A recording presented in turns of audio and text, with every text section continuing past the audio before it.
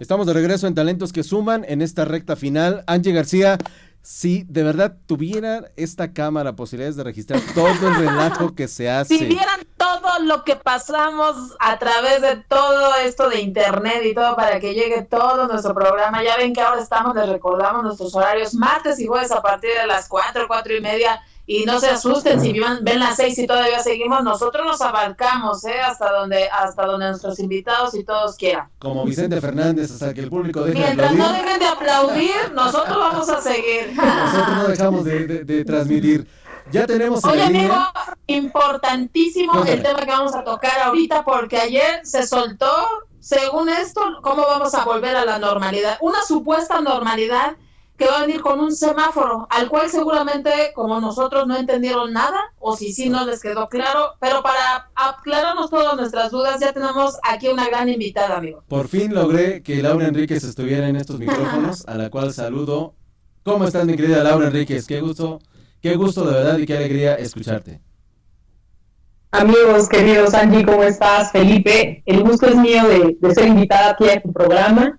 De verdad que me encanta saludar a tu auditorio y escuchar, así como dijo Vladimir, me encantó escuchar la diversidad de opiniones y de temáticas que traen aquí en Talentos que Suman. Me encanta. Gracias de verdad por estar aquí Muchas con gracias, nosotros. Lau. Y, oye, Lau, tú sabes que he sido ahora un crítico del sistema.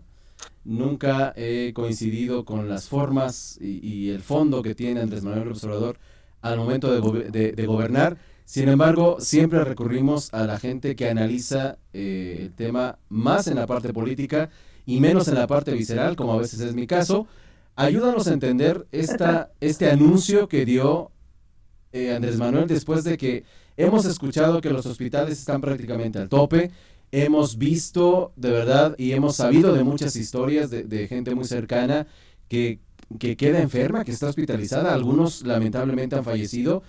Y pareciera que solamente es una interpretación de datos, que también son datos absolutamente cuestionables los que ha dado el subsecretario López-Gatell. Y ahora de buenas a primeras, después de que Donald Trump dice hay que regresar y díganle a este dicharachero presidente de México que ya abra el trabajo y que no ha pasado nada. Ayúdanos un poco a dar este contexto. ¿Regresamos, no regresamos? Porque la verdad yo no quiero regresar, ¿eh? Eso sí te lo puedo No, ni decir. yo. Ayúdanos a descifrar todo esto del semáforo y de todo. ¿Por dónde empezamos, mi querida Laura Enríquez? Yo te diría que primero no estás exagerando para nada. Yo creo que hay argumentos y datos suficientes para que todos tengamos en claro que en efecto falta contundencia en el gobierno y estamos viendo mucha descoordinación. En fin, ¿no? Creo que el anuncio que dio ayer el presidente es uno más de desatino, ¿no? En el que nos falta definitivamente más rigor y contundencia, nos quedamos con muchos temas al aire. Entonces, justo como decía por aquí nuestra querida Angie, vamos a hablar hoy de esta supuesta normalidad o de la nueva normalidad que así le llamó, pero quiero dejarles en claro, yo no creo que ningún gobierno, ni menos la 4T, nos vaya a venir a decir cuál va a ser nuestra nueva realidad. No, establecer nosotros los ciudadanos en la medida en que aportemos y en la que entendamos la nueva dinámica que está surgiendo en el país. Evidentemente la parte que más preocupó, creo que hay dos temas fundamentales, tres si nos queremos ver un poquito más rígidos, pero fundamentalmente el tema de salud, Lau, creo que fue muy importante para todos nosotros. El tema, obviamente el tema económico que indudablemente está impactando en nuestro país, y otra cuestión que también está ahí brincando y que creo que está doliendo desde antes de la pandemia y por supuesto que va a continuar, es el tema de la inseguridad. Hoy, ¿cómo poderlo entender? Correcto. En principio desde la cuestión económica. ¿Qué datos tienes tú, Laura Enríquez? Pues mira, justo te comparto, Felipe. Yo quería platicarles el día de hoy de esta reapertura gradual o de la nueva normalidad desde dos perspectivas en particular, que es la perspectiva económica y la política, porque ni modo, lo traigo en el ser, Felipe, así que lo tendré que platicar. Adelante, que aquí bueno, ya sabemos que sí somos muchos los que con urgencia quisiéramos volver a la normalidad, ya salir con las familias, con los amigos al restaurante, al cine, reabrir nuestros negocios, llevar a nuestros hijos al colegio, caray, hasta irnos a cortar el cabello. Pero pues Angie, Felipe, el mundo ya cambió y tenemos que adaptarnos a esta nueva realidad. hasta en tanto llegue una vacuna o que estemos al 70% inmunizados o algo más suceda. Y para expresarles la razón por la que me parece bien importante la reapertura, quisiera hacer un breve recuento de los daños. Miren, ya llevamos 2 meses y medio desde que se detectó el primer caso de coronavirus aquí en el país. 2 meses, llevamos muchos ya, al menos 2 meses de confinamiento, y hay más de 40,000 infectados y más de 4,000 defunciones. En materia económica, ¿qué es lo que hemos visto? Cada quien se rasca con sus propias uñas, no me engañarán, no mentiré. Pues. En empleos, cerca de 700,000 empleos formales perdidos, Felipe, Angie, esto es la caída más fuerte desde el 97. Y hay algunos especialistas que también esperan que se pierdan a junio al menos 1,200,000 empleos formales. Y a esto hay que sumarle la pérdida en el sector informal, por supuesto, que no está contabilizada. Inversiones, ¿cómo van? Terrible. Una caída del 14%, hay más de 300 millones de pesos que se han retirado del mercado de deuda por parte de los extranjeros. Y en la industria, que es una de mis especialidades, pues también una caída generalizada, casi del 5% al menos en marzo, sobre todo en la construcción y en industrias manufactureras como el transporte, minerales, alimentos y bebidas. En fin, es la peor caída en más de una década. Hoy en la mañana estuve participando en una plática de los industriales, de la Confederación de Industriales, donde se presentaron algunos resultados de una encuesta que se levanta a los empresarios, detectando ellos los problemas que seguramente ustedes ya también han platicado en el programa. A ver, hay claramente una caída en la demanda de servicios, de bienes, hay una falta de liquidez de las empresas, hay un paro en operaciones, también hay una caída en el pago de sueldos, cancelación de órdenes de compra, falta de insumos para los negocios, problemas de logística, hasta robos, en fin, ¿no? La verdad es que la mitad de las empresas han visto caer en más del 50% tanto sus ventas como sus ingresos. Y otra mitad de las empresas han tenido que reducir su personal. Y los apoyos son lo que brillan por su ausencia. El 95% de los encuestados, de los empresarios, no han recibido ningún apoyo del gobierno federal. De pronto un poquito más de apoyos a nivel estatal y municipal, que vemos que algunos estados sí están más coordinados. Y bueno, 9 de cada 10 empresas ni siquiera les han devuelto el IVA que tienen a favor. La verdad es que el 30% de ellas señalan que no van a aguantar más de 2 semanas cerradas, es decir, cuando llegue junio ya no van a poder. Y todo esto nos lleva a una reflexión indispensable. Sí, el coronavirus ha cobrado casi 300,000 vidas en el mundo, pero el problema que se está agravando actualmente de manera estrepitosa es el de la crisis económica. Y hay que ser claros, sí es necesaria una reactivación de la actividad productiva, gradual sí, con todas las medidas sanitarias sí, pero una reactivación rápida y sin giros bruscos de timón que generen incertidumbre. Una verdadera estrategia y un plan de reapertura para todas las actividades. No, en mi opinión personal, no lo que presentó ayer López Obrador en su llamada nueva normalidad. ¿Qué implica esta nueva normalidad? Implica lo que él llamó un regreso escalonado y regionalizado de actividades laborales, económicas y sociales. Yo lo que veo es un acuerdo mínimo al que pudieron llegar en el Consejo de Salud. Pienso que carece de detalles y de contundencia, y al igual que otros decretos sí deja muchas cosas en el aire y sin resolver. Lo marca en 3 etapas. La etapa 1 comienza este lunes 18 de mayo, el próximo lunes, en donde hay cerca de 269 municipios, ese era el corte que tenían ayer, todavía no lo establecen, lo van a publicar apenas el domingo 17, pero bueno, estos 269 municipios van a abrir, son aquellos municipios que no tienen contagio ni vecindad de contagio, y por lo que vimos en el mapa, básicamente vamos a ver estos municipios, sobre todo en Sonora, en Tamaulipas, Nuevo León, Oaxaca, Jalisco, así que si son de alguno de esos estados, entre otros 10 estados más, pues seguramente lo que van a ver es una reapertura en cuanto a lo escolar, al espacio público, a lo laboral. Van a ver a personas vulnerables que ya pueden salir, pero que van a estar en constante revisión, y medidas de salud pública y en el trabajo. ¿Qué medidas son? ¿Quién sabe? No lo dejaron claro en ningún decreto ni en lo que se presentó el día de ayer, Felipe. La etapa 2 es del 18 al 31 de mayo.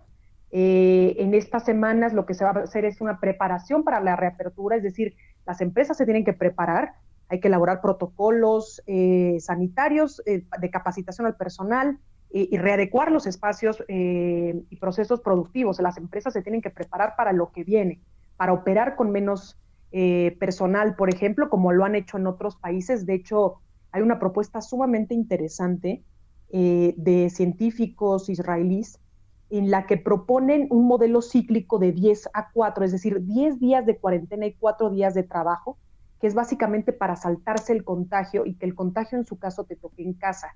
Entonces, es posible que veamos cosas de este estilo, pero hasta el momento el gobierno no ha dicho nada. Lo que ha dicho es, vamos a entrar a una etapa 3 a partir del 1 de junio, en donde van a entrar en operación, por ejemplo, el sector de la construcción, de la minería y de fabricación de equipo de transporte, y vamos a ver una apertura gradual según un semáforo por regiones, que es del que seguramente tienen muchas dudas también. Les aseguro, hay más dudas que respuestas, ¿eh? Exactamente. Sí, seguro. Y entonces, estas entidades o estas zonas que están en color rojo van a tener que mantener la distancia, ¿no? La sana distancia va a continuar y únicamente van a operar, por ejemplo, los sectores esenciales. Caso que podemos ver claramente en la Ciudad de México, que es donde yo radico. La Ciudad de México, junto con otras entidades, son las que tienen una mayor presencia de casos. Entonces aquí nos vamos a mantener en rojo, pero poco a poco van a ir abriéndose otras cuestiones. Por ejemplo, en el semáforo naranja se mantiene la distancia, la sana distancia y las actividades esenciales, pero entra en las no esenciales a un nivel reducido. No nos dicen que es a nivel reducido. Podemos estimar que a lo mejor a un menor número de personas, quizá el 50% en las empresas, con distancia específica entre todas ellas para el trabajo. Vamos a ver un espacio público, el abierto, a nivel reducido, por ejemplo, jardines, parques, en fin, ¿no? Las personas vulnerables seguirán al máximo cuidado, pero acortando ya la jornada, sí se pueden reincorporar, pero acortando su jornada, dejándoles espacios exclusivos. Nos quedan dos colores, el amarillo y el verde. El amarillo implica que sigue la distancia y siguen las industrias esenciales, se suman las no esenciales, pero ahora al 100%. Va a haber espacio público abierto al 100%, pero el cerrado a un nivel reducido. De nuevo, no sabemos qué es reducido, no vamos a saber qué significa que reabran a nivel reducido los museos, los teatros, cines, que tanto queremos ir, a los restaurantes, por ejemplo, y a un nivel de cuidado medio con las personas vulnerables. Y el verde, bueno, el verde es algo de lo que va a ocurrir, por ejemplo, con estos municipios que van a reabrir, en el que sencillamente hay que mantener la distancia y todo opera de manera normal y con muchos cuidados. Los criterios, ¿cuándo van a empezar a aplicar estos semáforos? ¿Cuándo se van a ir incorporando las entidades con esta semaforización? ¿Quién sabe cuáles son los criterios de salubridad? No se sabe. Por eso digo que nos quedan muchas interrogantes. La verdad es que yo lo que veo es que el gobierno federal dictó una estrategia vaga a la que pudo llegar, y el propio presidente lo dijo.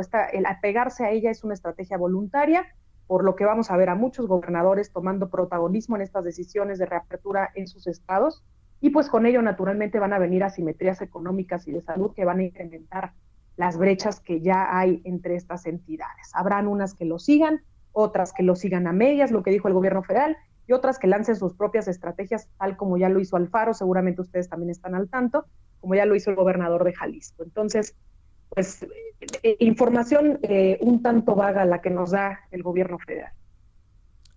Fíjate, Laura, creo que incluso ya tú recordarás hace algunas semanas cómo la propia jefa de gobierno pues empezó, obviamente cuidando todas las formas políticas, porque finalmente estamos hablando de políticos, cuidando todas las formas, empezó a tomar distancia de las medidas del propio gobierno federal y evidentemente la Ciudad de México comenzó a actuar de manera paralela a lo que se estaba tomando, digamos, o se estaba dictando por parte del presidente de la República. Esto es lo que se espera efectivamente que suceda en los estados. Y finalmente creo, ¿te suena a ti esta cuestión de, bueno, finalmente cumple Andrés Manuel con las indicaciones que le enviaron de Estados Unidos y le carga, obviamente, si el término aplique, le carga el muertito a los estados de decirle, bueno, pues se lava un poco las manos y decir, oye, pues es que ellos son los que no quieren hacerlo, porque finalmente, si empezamos con este cruce también de datos, habrá municipios que evidentemente continuarán absolutamente en rojo o en verde y su estado tendrá otro color, y es una de foquitos navideños que nadie va a entender, ¿no? Fíjate que sí, yo estoy de acuerdo con esa perspectiva. Esto entra perfectamente en la lógica que ha manejado López Obrador. Lógica. Muy bien. Recordemos lo que sucedió con el decreto pasado, el de marzo, con el tema de las actividades esenciales y de el exhorto que se le hace a los empresarios a mantener el salario de los empleados. Esto, si bien por supuesto suena muy bien, hay que entender también que posiblemente detrás tenía otro sentido. Es decir, si hay despidos, si hay desempleo, no es culpa mía, es culpa de los empresarios. Y veremos probablemente lo mismo con esto. Es decir, con este nuevo anuncio, con este nuevo decreto que nos comparte el día de ayer el gobierno federal, pues lo que podríamos ver es más bien, ustedes, gobernadores, toman las decisiones, si les sale bien, pues es una medalla que yo me cuelgo, si les sale mal, es bronca suya. Entonces, ustedes. Es una estrategia de confrontación que se ha hecho entre varios sectores de la sociedad, entre los empresarios, y que vemos venir con los gobernadores. Muchos sí alineados, pero otros tomando ya una ruta totalmente distinta. Sí hay muchas cosas que me preocupan, pero que no sorprenden. Es como si estuvieran en una campaña permanente que se alimenta de esta confrontación en la que el gobierno federal está atendiendo a su público objetivo, y que quede claro que el público objetivo, por ejemplo, no son los empresarios. Exactamente. Fíjate que nos queda este sentimiento, y lo hemos escuchado particularmente de actores, ¿no? O sea, de actores que forman parte de la economía, pero también de la parte social y de la parte política, que creo que una lección que está dejando esta pandemia y evidentemente este gobierno es que estamos solos. Digamos, si somos ciudadanos, si no pertenecemos a este grupo que prefiere Andrés Manuel López Obrador de recibir de los apoyos económicos, particularmente de la gente que, digamos, está en la lista de los programas que mensualmente reciben, y hemos hecho algunas cuentas, incluso algunas investigaciones de 5, 7, 8 mil, incluso hasta más, digamos, de miles de pesos mensuales, y que evidentemente podrían llevar una vida más o menos modesta, tranquila, pero que no formamos parte, digamos que para los que no estamos en este grupo, digamos, de los AMLovers, y evidentemente que es la gran mayoría de la sociedad, sí se queda este sentimiento de soledad. Lo platicábamos incluso la semana pasada con los artistas, con la gente que tiene teatro, pero también con los propios doctores que han estado pagando, digamos, sus propios recursos. Esto también se queda como una enseñanza, Laura, el saber que si vamos a salir adelante como país, lo vamos a hacer solos, lo vamos a hacer con el gobierno, sin el gobierno, o ahora a pesar del gobierno. ¿Compartes esta visión? Sin duda, yo creo que estamos un poco a la suerte, no somos el público objetivo de Andrés Manuel. Este público está siendo atendido con algunas transferencias directas. Los apoyos productivos no existen propiamente, es decir, hay mucha gente de los ciudadanos que nos estamos quedando en ese desamparo, pero bueno, en fin, los mexicanos hemos salido de estas, no sé si de peores, porque lo que se viene es peor de lo que sucedió en 2008, en 2001, hasta en el 97, entonces, pero bueno, tenemos esa firme convicción de que hay que seguir adelante y hay que hacer las alianzas, así como ya lo mencioné. Las actividades productivas deben de arrancarse, debemos de entender que el público objetivo de Andrés Manuel no son los empresarios, hay que mirar hacia otros lados, tenemos que hacer alianzas en sector sociedad civil, entre empresarios, entre ciudadanos para ayudarnos, como ya se está haciendo con muchas donaciones, con campañas de las empresas, con plataformas de ciudadanos que están abriendo plataformas, aplicaciones para poder colaborar de alguna manera con alimentos, con donaciones, con recursos, en fin, ¿no? Yo quisiera dejar aquí una reflexión sobre el tema de la actividad económica, para el tema de la reapertura, Felipe, Angie.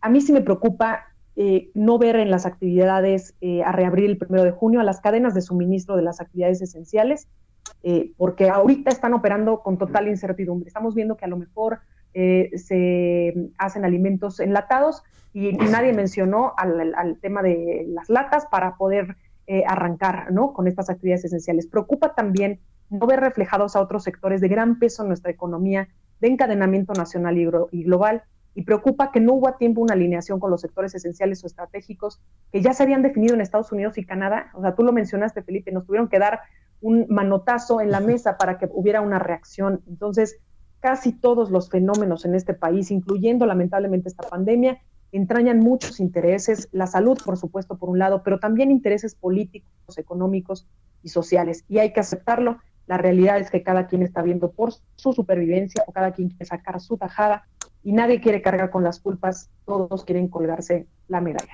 Definitivamente un panorama desolador, pero creo que sí también los propios sectores, y creo que eso hay que insistirlo mucho, Laura, si los sectores entienden que no están con el gobierno, que el gobierno no está con ellos, más bien, empecemos por lo pronto.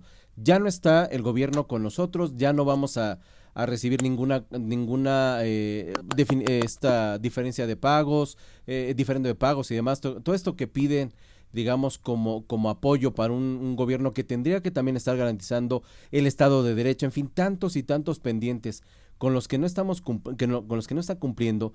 Si empezamos a tener claro que estamos solos, creo que eso nos va a permitir, como bien dices, si bien empezar a ver, obviamente, para salir nosotros o los diferentes sectores y los diferentes espacios, digamos, de desarrollo económico en nuestro país, si entienden que están solos y que pueden también organizarse, que es creo que una oportunidad histórica también para empezar a generar estos lazos que no existían, creo que también podemos estar viendo el surgimiento de un nuevo país mucho más fortalecido, que surge efectivamente de una crisis en la que creo que hoy sí tiene una forma diferente de entenderlo, es esta madurez que creo que a la que estamos aspirando todos los mexicanos y que creo que nos ha tenido que hacer madurar, valga la redundancia, a punta de despechos, digamos, del propio gobierno, ¿no? Definitivamente, yo veo que, pues como dice la frase, ¿no?, popular, de lo malo, lo bueno, y de este momento tan oscuro y tan amargo que estamos pasando en México y en el mundo, tenemos que sacar algo bueno, algo positivo, una unión, una nueva forma de entender las cosas, una nueva forma de establecer relaciones, una nueva forma de coordinarnos como sociedad civil y como empresas, para obtener resultados y ver que no el único actor es el gobierno federal actualmente. Yo creo que es momento de mirar a otros espacios. Si se buscan apoyos, no solamente está el gobierno federal, hay que buscar a los gobernadores, hay que llamar su atención como ciudadanos. Eso es lo que también podemos hacer, llamar la atención a nivel local, a nivel municipal, para que haya apoyos, para que haya coordinación, para que si el gobierno federal no está siendo claro en las directrices, lo sean en los estados, y eso nos beneficia a la larga. Creo que nos cambia el paradigma, Felipe, definitivamente, y este paradigma es uno nuevo que nos da la oportunidad para darle un poco más de frescura a la política y sin duda un foco de atención mayor a la sociedad civil. Definitivamente, Laura Enríquez, agradecerte tu participación en Talentos que Suman. ¿Cómo pueden estar en contacto contigo, con la organización? Porque seguramente queda también muchas inquietudes luego de este panorama que nos has presentado. Muchas gracias. Claro que sí, pues miren, nos pueden encontrar en nuestra asociación en @integridad_AC y también claramente en mi red social, en Twitter, Laura Enríquez R. Con mucho gusto, Felipe, Angie, me encanta haber sido invitada a su programa. Espero que sea nada más la primera de muchas ocasiones para platicar de estos y varios temas de la vida pública. Así será, mi querida Laura Enríquez, y seguimos con ustedes. Muchísimas gracias por estar aquí en Talentos que Suman. Gracias, amigos. Gracias.